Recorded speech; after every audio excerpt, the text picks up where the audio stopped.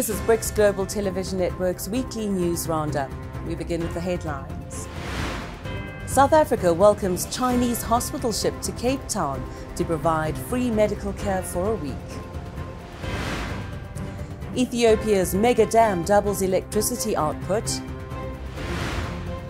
The fight between Brazil and Elon Musk hots up, with a 24-hour deadline given to the ex-owner to appoint new legal representation. China makes huge strides in efforts to transition to greener energy. And it's a big weekend for South Africa as the Springboks take on the All Blacks from New Zealand. Hello, I'm Juliet Newell. South Africa and China have collaborated to bring Cape Town residents free medical care for 7 days. Earlier this week, a Chinese hospital ship docked in Cape Town. The vessel is called the Peace Ark, and it's equipped with medical instruments, laboratory services, and has capacity for 600 to 700 outpatients. South African Military Health Service personnel have been working closely with Chinese staff, providing specialized health services and surgeries. We are also involved in our own hospital, which is 2 military hospitals, where surgical procedures are also taking place. We involved in Tygerberg Hospital, where the CT scans took place. We involved in Paarl. We involved in Mitchell's Plain, as well as Somerset Hospital. So those are the hospitals where we have the collaborations between the military, the Chinese, as well as the National Department of Health. The mission aims to strengthen military and diplomatic ties and enhance humanitarian medical aid skills. South Africa, despite being the continent's most advanced economy, struggles with widespread poverty and high unemployment, making quality healthcare often inaccessible. South African Caitlin April is pregnant and has been battling to afford private healthcare costs. She's praised the ship's arrival. I only use public because I don't have medical aid anymore because the prices are a bit high. So this was like the perfect timing because I was supposed to go for my 6-week scan, and the prices are usually high, but the private hospital. So I decided to come here, and it's my best choice. The visit highlights China's increasing presence in Africa, reflecting its strategic interests in the region as global powers compete and the China-Africa Cooperation Summit approaches. Russia has arrested former Deputy Defense Minister Pavel Popov on fraud charges, marking the latest in a series of high-ranking military arrests amid the Ukraine conflict.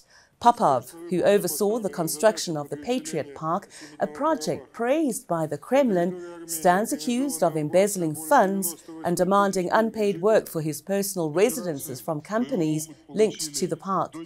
His arrest follows the detainment of 2 other officials connected to the park, Vyacheslav Akhmedov and General Vladimir Shesterov, on similar charges. Since April, Russia has intensified its crackdown on military officials, reflecting ongoing concerns over corruption within the defense sector, exacerbated by the conflict in Ukraine. Popov's arrest highlights the deep-rooted issues of corruption within Russia's military. In Brazil, authorities in São Paulo state say that fires destroying thousands of hectares of forest have been brought under control, though an alert for new blazes remains.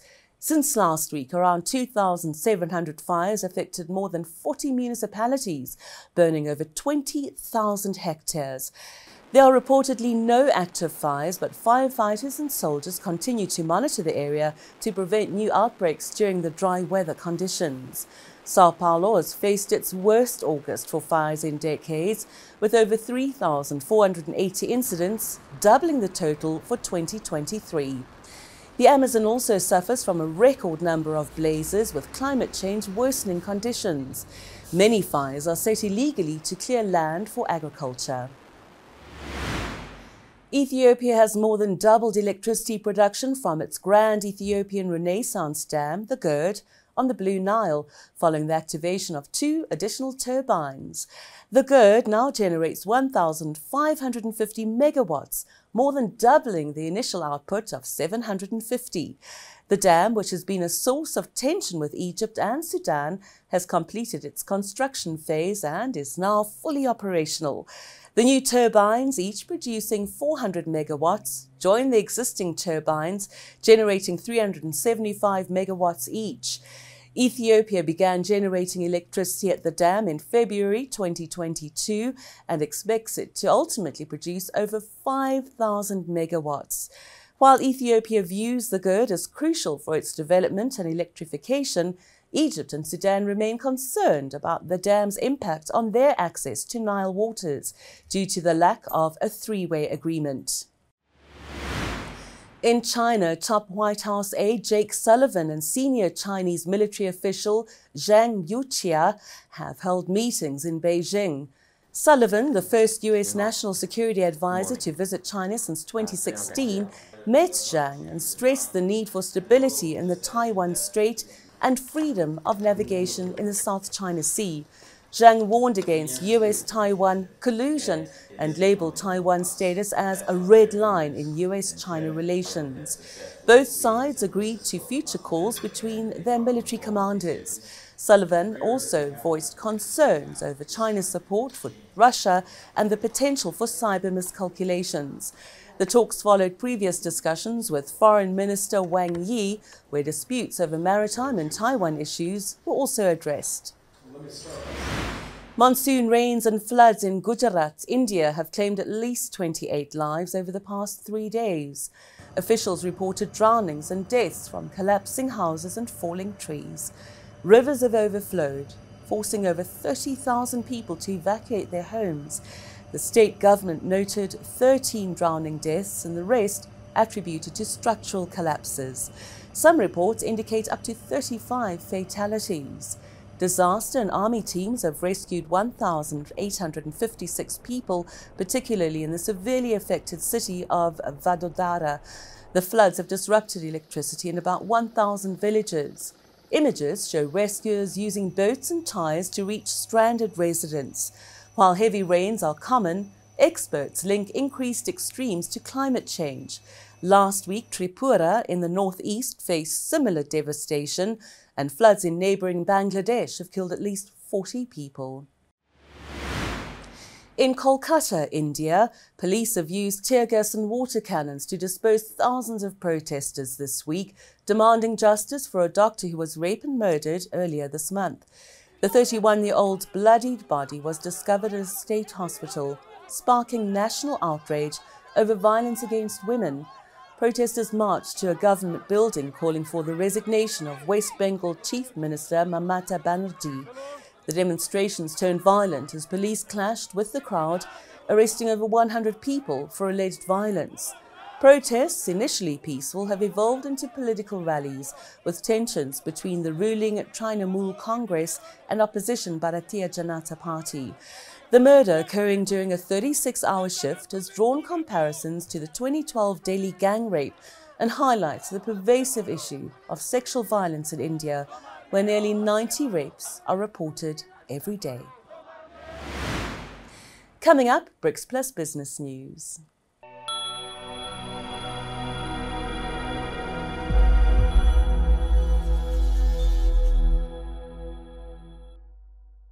Coming soon on BRICS Global Television.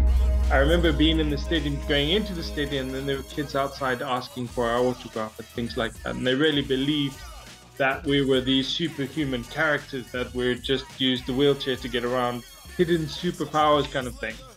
And the stadium in London was sold out every single day.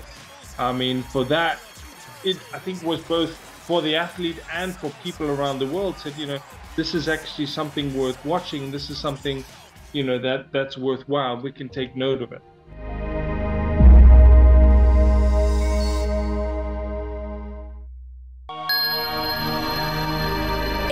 Gangster Museum and Township Tours takes us on a transformative journey alongside reformed gangsters, showcasing the remarkable evolution from purveyors of drugs and violence to architects of captivating tourist attraction. We're primarily focused on alleviating gangsterism, so we take people around the townships.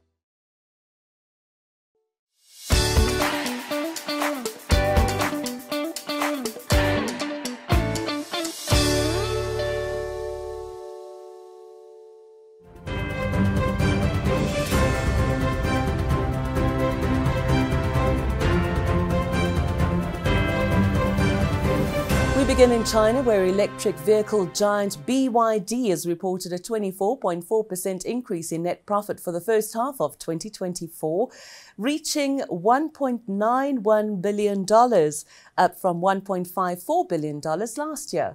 The rise reflects robust demand for EVs, both domestically and internationally. BYD's sales surged 15.8% to $42.3 billion during this period. Based in Shenzhen, BYD is China's leading EV manufacturer, aligning with Beijing's goal for cars to be predominantly electric or hybrid by 2035. In July, EVs exceeded half of all domestic sales for the first time. Despite fierce price competition and concerns about market flooding in Europe and North America, BYD continues to expand globally, with new factories planned in Hungary and Turkey. Meanwhile, Chinese tech giant Huawei has reported a 34.3% sales increase for the first half of the year, reaching $58.72 billion, and that's despite ongoing US sanctions. These restrictions in place since 2019 have cut Huawei off from US technology and components, impacting its smartphone production. The sanctions are part of a broader technological rivalry between Beijing and Washington, which alleges that Huawei's equipment could be used for espionage, a claim Huawei denies. The company did not disclose net profit details. As a private entity not publicly traded, Huawei is not required to provide comprehensive financial reports. Chinese property developer Caser has reported a 36.3% increase in losses for the first half of 2024, highlighting ongoing challenges in the real estate sector amid slowing economy. The Shenzhen-based firm, which defaulted in dollar-denominated bonds in 2015 but later recovered, now faces severe financial strain, with total debt reaching $33 billion. Caser's losses amounted to 9 billion yuan, that's $1.3 billion, up from $930 million the previous year. The company cited increased external complexities and domestic structural adjustments as contributing factors. Caser's reached a partial debt repayment agreement with creditors, while other major Chinese developers like Evergrande and Country Garden also struggle amid weak demand and declining real estate prices. China continues in its efforts to rapidly expand its wind and solar energy capacity, recently exceeding a 2029 target set by President Xi Jinping. This is the remote Tengger Desert in northern China, where these rows of solar panels mark the site of what was once the world's largest solar farm, now surpassed by a facility further west with double the capacity. This solar park generates 1.5 gigawatts of power. The Ningxiao region, with its sun-soaked landscape, is ideal for solar power, supplying energy to China's eastern and southern provinces. Last year, China boosted its solar capacity by over 55%, now accounting for over 40% of the global total. Beijing aims to peak carbon emissions by 2030 and achieve net zero by 2060, aligning with the Paris climate goals. Meanwhile, according to a white paper released on Thursday, a quarter of Chinese energy now comes from non-carbon sources as the country transitions to greener energy. China, the world's largest greenhouse gas emitter, aims to peak its carbon emissions by 2030 and achieve net zero by 2060. The paper reveals that the share of clean energy, including nuclear power, in China's total energy consumption has risen from 15.5% to 26.4% over the past decade. By the end of 2023, China's wind and solar capacity had increased 11-fold, and it had contributed over 40% of global renewable energy additions since 2013. But despite these advances, rising energy demand means coal use and emissions continue to grow, presenting challenges to meeting climate goals. Staying in China, the 5th Qingdao Multinational Summit has concluded in Qingdao with the theme Multinationals and China. The event attracted over 550 participants from 451 multinational companies to explore enhanced cooperation. Well, during the summit, 121 investment projects were signed, totaling about $13 billion, and 42 trade projects were secured, with a contract value exceeding $40 billion. This year's summit featured new activities, including the first investment exchange for multinationals, the debut promotion of zones like the Shanghai Cooperation Organization Demonstration Zone, and a special session on marine innovation talents. More than 20 provincial commerce departments participated, underscoring China's commitment to engaging with the global business community. Brazil's Supreme Court's given billionaire Elon Musk 24 hours to appoint a new legal representative for social media platform X or face a suspension of its operations in Brazil. The ultimatum marks a new escalation in the dispute between Musk and Judge Alexandre de Moraes, who has previously ordered the suspension of X accounts for spreading disinformation. Moraes also accused Musk of reactivating banned accounts. Musk, who has criticized Moraes for allegedly stifling free speech, responded by accusing the judge of breaking the law. X's business operations in Brazil were recently halted by Musk, who claimed Moraes threatened the previous legal representative with arrest. Despite the dispute, Brazilian users can still access X, formerly Twitter. And UN nuclear watchdog chief Rafael Grossi has expressed hope to soon visit Iran and meet with newly elected President Masoud Pezeshkian. Grossi aims to initiate a productive dialogue following ongoing tensions that escalated after the collapse of the 2015 nuclear deal. He seeks to establish a smooth and constructive dialogue that leads to tangible outcomes. Meanwhile, Iran significantly boosted its stockpiles of highly enriched uranium in recent months, according to a confidential International Atomic Energy Agency report obtained by AFP this week. The UN nuclear watchdog's quarterly update reveals that Iran now has approximately 164.7 kilograms of uranium enriched up to 60%, marking an increase of 22.6 kilograms since the previous report in May. Coming up, BRICS Plus Sports News.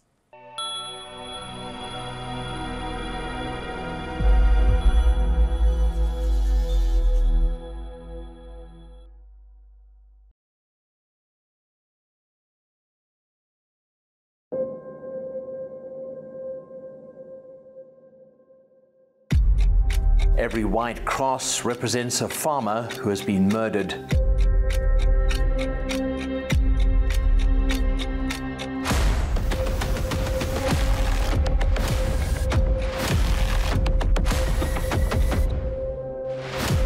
Some call these the forgotten farm murders.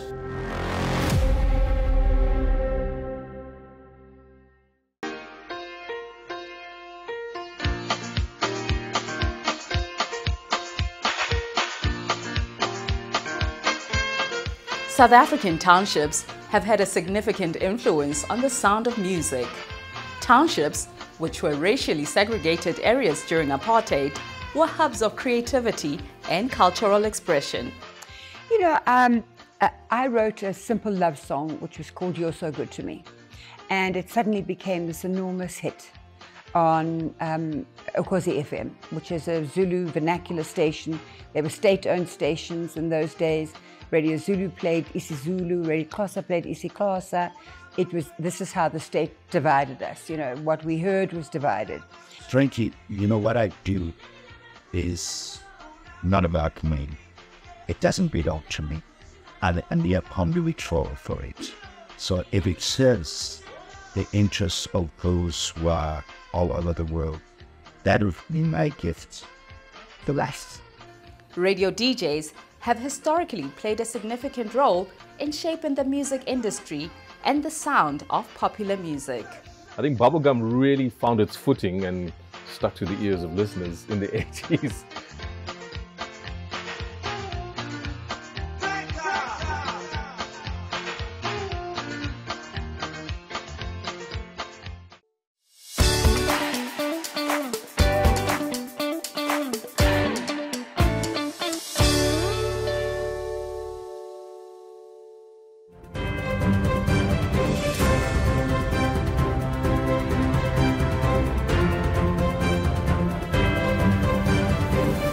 Disgraced three-time Olympic swimming champion Sun Yang has clinched his first title after a 4-year doping ban. Suspended by WADA in 2020 for 8 years for destroying blood samples during a 2018 test, Sun's ban was later reduced to 4 years and 3 months by the Court of Arbitration for Sport, expiring in May.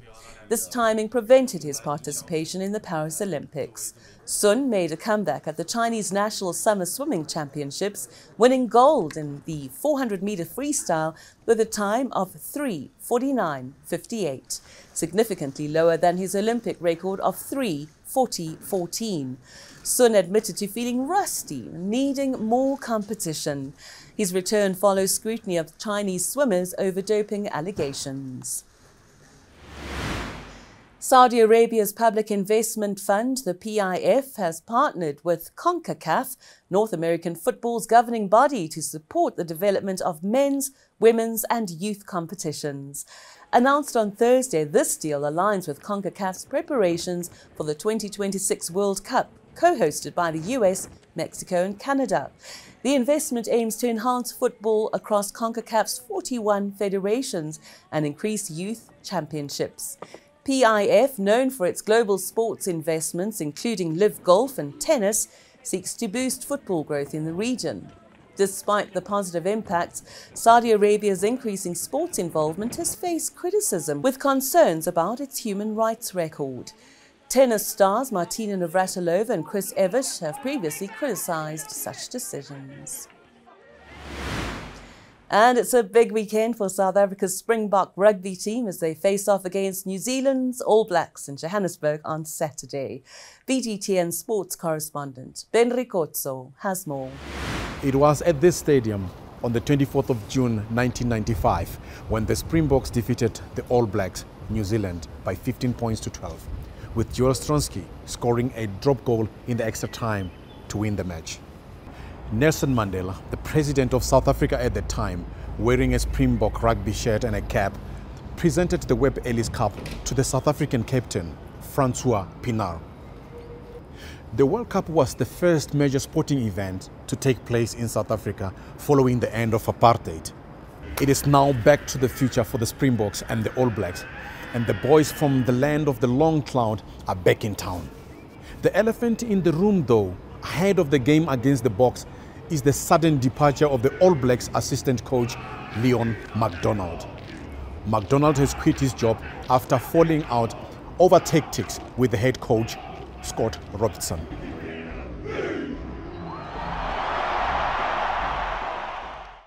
Leon's a really good man, a good person, a really good coach. I'm standing here because we've come to a mutual agreement which we feel it's the best for the All Blacks moving forward, that he steps away. It wasn't meant to start out this way, but this is where we've got to. South Africa's head coach, Rassie Erasmus, is hit by injury crisis. The Springboks assistant coach, Dion Davids, confirmed that neither Salman Murad, who captained the team against Australia in Perth, nor Argies Neyman was available for Saturday's opening test against the All Blacks at Ellis Park. The All Blacks, who are still licking their wounds from their losses to the Springboks in both 1995 and 2023 Rugby World Cups, have arrived in South Africa with one mission in mind: revenge. Over the weekend, they are facing a daunting challenge of beating the Boks in their own backyard. A feat that will only avenge their past defeats, but also reassert their dominance in the world of rugby. Will Rassie and the Boks pull this one off? It remains to be seen. Come 5 p.m. in South Africa on Saturday night, and it will be 3 a.m. in Wellington, New Zealand. Rugby fans can expect a humdinger of a game. Ben Ricotso, BGTN, Johannesburg, South Africa. That's your BRICS Plus sports update for now. We'll have more again next week.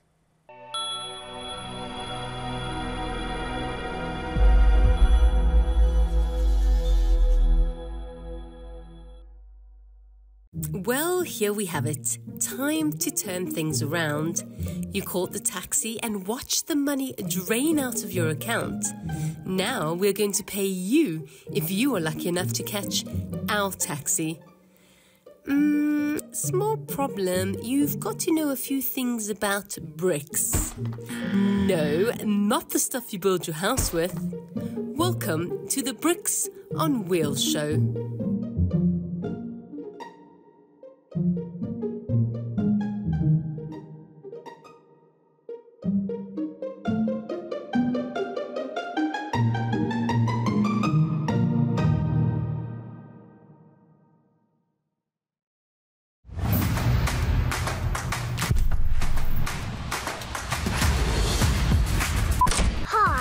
I'm Ava. I think you should watch BGTN because it's the best.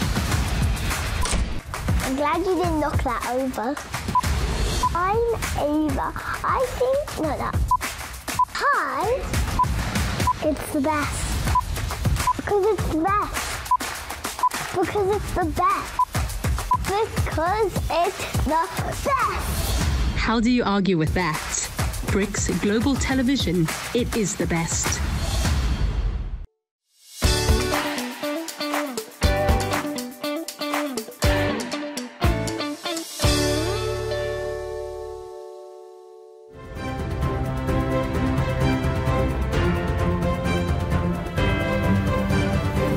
And finally, the 23rd China Shanghai International Arts Festival is set to take place from October the 18th to November the 17th.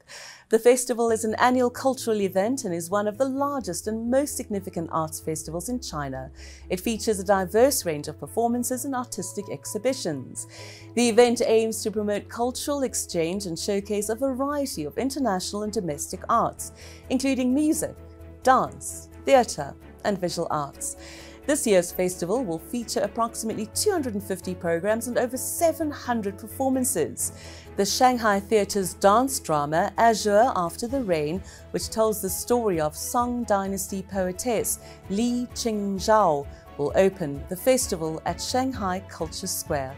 The closing ceremony will feature a concert by the Munich Philharmonic, conducted by Russian maestro Tugan Sokiev, at Jaguar Shanghai Symphony Hall, with Chinese pianist Zhang Haochen also performing. Renowned artists and troupes from 36 countries will participate, including the London Symphony Orchestra, Bolshoi Ballet and Sarah Chang. About 60% of the programs will be international. The festival will offer 200,000 tickets. Well, that's it for now. We'll have more again next week. In the meantime, keep up to date on our website and social media.